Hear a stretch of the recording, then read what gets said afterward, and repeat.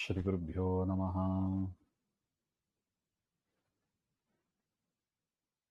ಶ್ರೀಯರಸ ಗಾಂಗೇಯನುತ ಕೌಂತೇಯ ವಂದಿತ ಚರಣ ಕಮಲದಳಾಯ ತಾಂಬಕ ರೂಪ ಚಿನ್ಮಯ ದೇವಕೀತನಯ ರಾಯ ರಘುಕುಲವರ್ಯ ಭೂಸುರ ಪ್ರಿಯ ಸುರಪುರ ನಿಲಯ ಚೆನ್ನಿಗರಾಯ ಚತುರೋಪಾಯ ರಕ್ಷಿಸು ನಮ್ಮನ ನವರತ. ಗಿಳಿಯ ಮರಿಯನು ತಂದು ಪಂಜರದೊಳಗೆ ಪೋಷಿಸಿ ಕಲಿಸಿ ಮೃದು ನುಡಿಗಳನ್ನು ಲಾಲಿಸಿ ಕೇಳುವ ಪರಿಣತರಂತೆ ನೀ ನೆನಗೆ ತಿಳುಗಿ ಮತಿಯನು ಎನ್ನ ಜಿಹ್ವೆಗೆ ಮೊಳಗುವಂದದಿ ನಿನ್ನ ನಾಮಾವಳಿಯ ಪೊಗಳಿಕೆ ಇತ್ತು ರಕ್ಷಿಸು ನಮ್ಮನ ನವರತ.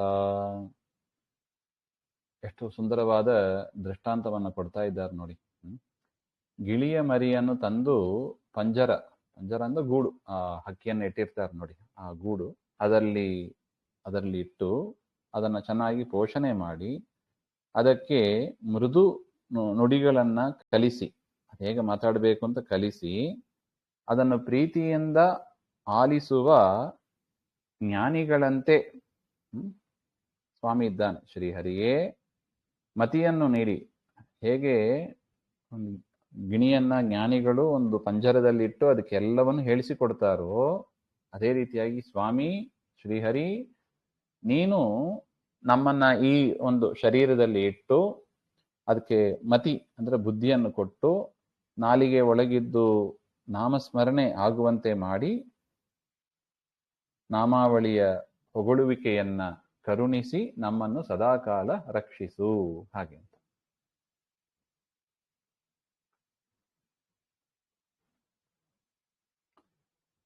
ಇಲ್ಲಿ ವಿಶೇಷ ಪದಗಳು ಅಂದ್ರೆ, ವಿಚಾರಗಳು ಅಂದ್ರೆ, ಗಿಳಿಯ ಮರಿಗೆ ಯಾವುದು ಅಗತ್ಯವಾಗಿದೆ ಆ ಒಂದು ಪೋಷಣೆ, ರಕ್ಷಣೆ ಮಾಡುವವರು ಬೇಕು. ಪಾಪ ಅದಕ್ಕೇನು ಗೊತ್ತಾಗಲ್ಲ, ಆಗನ್ನು ಬಂದಿರುತ್ತದೆ. ಅದಕ್ಕೆ ಆಹಾರ ಇತ್ಯಾದಿಗಳು, ಹೇಗೆ ಮಾತು ಕಳಿಸೋದು ಎಲ್ಲವನ್ನು ಮಾಡಬೇಕು. ಅದಕ್ಕೆ ಎಲ್ಲವೂ ಮಾಡಬೇಕು. ಇಲ್ಲದಿದ್ದರೆ ಶತ್ರುಗಳು ಬಂದು ಅದನ್ನ ಸಂಹಾರ ಮಾಡಿಬಿಡ್ತಾರೆ. ಅದು ಕೂಡ ಒಂದು ರೀತಿಯಾದ ಮಹಾರಕ್ಷಣೆ ದೇವರು ಮಾಡೋದು. ಅದರಂತೆ ಒಬ್ಬ ಜೀವಿ ಗಿಳಿಯ ಮರಿಯಂತೆ ಅಸಹಾಯಕ. ಭೂಮಿಗೆ ನಾವು ಬಂದಿರ್ತೀವಿ, ನಮಗೆ ಯಾರು ಸಹಕಾರ ಮಾಡ್ತಾರೆ? ಅಲ್ಲ, ಭೂಮಿಯಲ್ಲಿರುವವರು ಮಾಡ್ತಾರಲ್ಲ. ಹಾಗೆಂದ್ರೆ ಪಾಪ ಭೂಮಿಯಲ್ಲಿ ಇರುವವರು ಅವರಿಗೇ ಗೊತ್ತಿಲ್ಲ ಏನ್ ಮಾಡ್ಬೇಕು ಅಂತ. ಇದು ದುರಂತ ಇದು.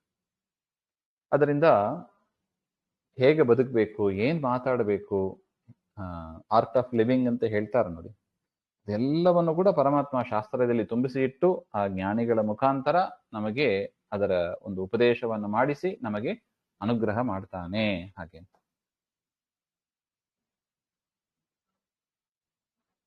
ಇವರಿಗೆ ಶತ್ರುಗಳು ಯಾರು ಹಾಗೆಂದ್ರೆ ಕಾಮಕ್ರೋಧಾದಿಗಳೇ ಶತ್ರುಗಳು. ಅದರಿಂದ ರಕ್ಷಣೆಯನ್ನ ಮಾಡುವ ಒಂದು ಅನುಗ್ರಹವನ್ನು ಕೂಡ ದೇವರು ಮಾಡ್ತಾನೆ. ಹಾಗೆ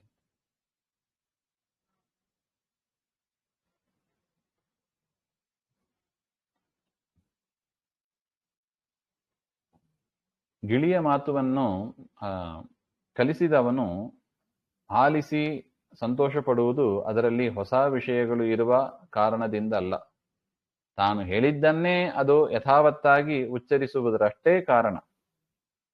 ಹೌದಲ್ವಾ? ಗಿಣಿಯ ರಕ್ಷಣೆ ಮಾಡ್ತಾನೆ ಒಬ್ಬ, ಅವನು ಗಿಳಿ ಮಾತನ್ನು ಕೇಳಿ ಸಂತೋಷ ಪಡ್ತಾನೆ. ಏನು ಗಿಣಿಯಿಂದ ಪಾಠ ಕಲಿತಾನ?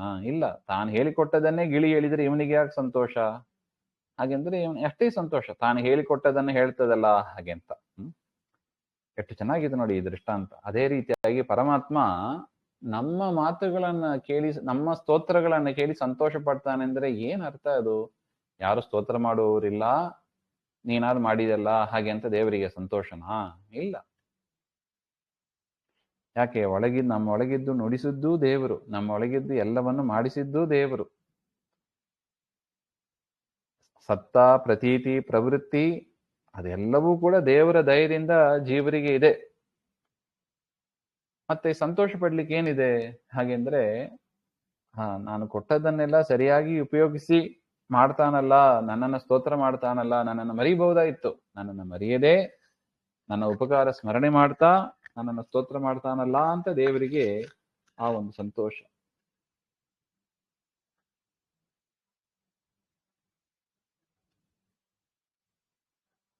ಮತ್ತು ಆ ಶಾಸ್ತ್ರದ ಮಾತು ಅಂದ್ರೆ ದೇವರ ಮಾತು.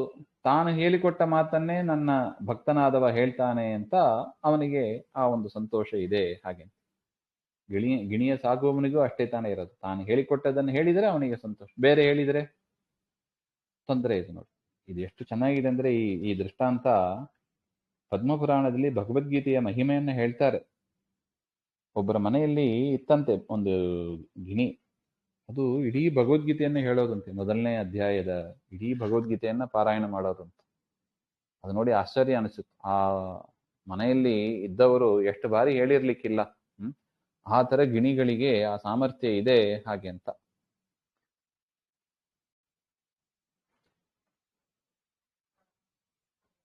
ಈ ರೀತಿಯಾಗಿ ಶಾಸ್ತ್ರದ ಮಾತುಗಳು ಬರುವುದು, ಅವುಗಳನ್ನ ಉಚ್ಚರಿಸಲು ಸಾಧ್ಯವಾಗುವುದು ಪರಮಾತ್ಮನ ಅನುಗ್ರಹ ಮಾತ್ರ. ಅದು ಎಲ್ಲಿಂದ ಶುರುವಾಗ್ತದೆ ನೋಡಿ, ಸೌಂಡ್ ಬಾಕ್ಸ್ ನಾಭಿಯಿಂದ ಶುರುವಾಗ್ತದೆ. ಗಾಳಿ ಉತ್ಪನ್ನವಾಗುವುದು ನಾಭಿ ಸ್ಥಳದಲ್ಲಿ, ನಾಭಿ ಪ್ರದೇಶದಲ್ಲಿ ಗಾಳಿ ಉತ್ಪನ್ನವಾಗಿ ಅದು ಮೇಲಕ್ಕೆ ಬಂದು ಎಷ್ಟು ಕಾರ್ಯಗಳಾಗ್ತದೆ ನೋಡಿ. ಒಂದು ಶಬ್ದ ರಾಮ ಅಂತ ಉಚ್ಚರಿಸಬೇಕು ಅಂದ್ರೆ ಒಳಗಿದ್ದು ಅಷ್ಟು ಕ್ರಿಯೆಗಳನ್ನ ಮಾಡಿದ್ದು ಯಾರು? ಪ್ರಾಣದೇವರು, ಅವನಿಗೂ ಪ್ರಾಣನಾದ ಪರಮಾತ್ಮ ಹಾಗೆ ಅಂತ. ಅದರಿಂದ ಆ ಪ್ರಾಣದೇವರು ಉಚ್ಚರಿಸೋದು ಎಲ್ಲವೂ ಕೂಡ ಏನು? ಅದು ದೇವರ ನಾಮವೇ. ಅದರಿಂದ ನಾವೇನೇನ್ ಮಾತಾಡ್ತೀವಿ ಅದೆಲ್ಲವೂ ಕೂಡ ಏನು? ಪರಮಾತ್ಮನ ನಾಮಗಳೇ. ನಮಗೆ ಗೊತ್ತಿಲ್ಲ ಇದು. ನಾವು ಯಾರೋ ಮನುಷ್ಯರನ್ನ ಕರಿತೀವಿ, ಅವರನ್ನ ಹೇಳ್ತೀವಿ, ಇವರನ್ನ ಹೇಳ್ತೀವಿ ಅಂತ ತಿಳ್ಕೊಂಡಿದ್ದೀವಿ. ವಾಸ್ತವಿಕವಾಗಿ ನಾವು ಆಡುವ ಒಂದೊಂದು ಅಕ್ಷರವೂ ಕೂಡ ಏನು? ಅದು ಪರಮಾತ್ಮನ ನಾಮ ಅದು ಅಂತ ನಾವು ಅರ್ಥ ಮಾಡಿಕೊಂಡ್ರೆ ದೇವರ ಮಹಿಮೆ ಅಂತ ನಮಗೆ ಗೊತ್ತಾಗ್ತದೆ. ಅದು ಏನೋ ಲೌಕಿಕ ಶಬ್ದ ಅಂತ ಬಿಟ್ಟು ಬಿಟ್ರೆ ಅದಷ್ಟೇ ನಶಿಸಿ ಹೋಗ್ತದೆ, ಸಾಧನೆಗೆ ಉಪಯೋಗ ಬೀಳೋದಿಲ್ಲ. ಇಂತಹ ಒಂದು ಪ್ರಾರ್ಥನೆಯನ್ನ ಮಾಡಿ ಪರಮಾತ್ಮನನ್ನ ಸ್ತುತಿಸುವ ಕೃತಿ ಶ್ರೀ ಹರಿಪ್ರೇರಣೆಯಿಂದಲೇ ರಚಿತವಾಗಿ ಅವನ ಪ್ರೀತಿಗೆ ಕಾರಣವಾಗಲಿ ಎಂಬ ಒಂದು ಕಳಕಳಿ ಇಲ್ಲಿ ವ್ಯಕ್ತವಾಗಿದೆ. ಹಾಗೆ ಎಷ್ಟು ಚೆನ್ನಾಗಿದೆ ನೋಡಿ, ಶಬ್ದ ಪ್ರಪಂಚ ಅದ್ಭುತವಾದದ್ದು ಹಾಗೆ ಅಂತ ಶಬ್ದಗಳನ್ನ ನುಡಿಸಿ ಪರಮಾತ್ಮನ ಸ್ಮರಣೆಯನ್ನ ಪರಮಾತ್ಮನೇ ನಮಗೆ ಕೊಟ್ಟು ಪರಮಾತ್ಮ ನಮ್ಮ ಮೇಲೆ ಸಂತುಷ್ಟನಾಗಲಿ, ತೃಪ್ತನಾಗಲಿ, ಅನುಗ್ರಹವನ್ನು ಮಾಡಲಿ ಹಾಗೆ ಅಂತ ಪ್ರಾರ್ಥನೆ. ಶ್ರೀಮಧ್ವೇಷಾರ್ಪಣಮಸ್ತು.